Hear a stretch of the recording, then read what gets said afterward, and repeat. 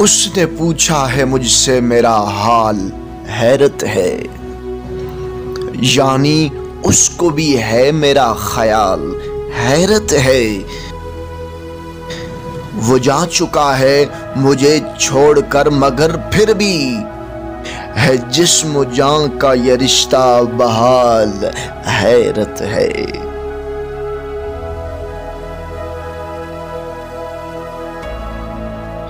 ना बेकरारी वो पहली सी, ना ही याद कोई। ये कैसा इश्क पे छाया ज़वाल, हैरत है। वो जो बदलता रहा खुद को मौसमों की तरह,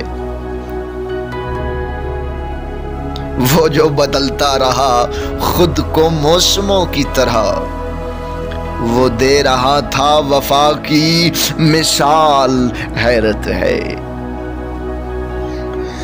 तू नहीं था तो तेरी याद के सहारे ही गुजर गए हैं कई माओ साल, हैरत है। सिवाय तेरे मुयस्सर है सभी कुछ मुझको, सिवाय तेरे मुयस्सर है सभी कुछ मुझको। चली है कैसी ये किस्मत ने चाल, हैरत है।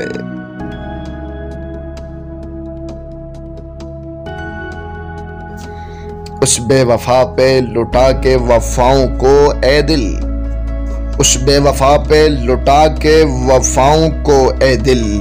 नहीं है तुझको जरा भी मलाल, हैरत है। नहीं है तुझको जरा भी मलाल, हैरत है।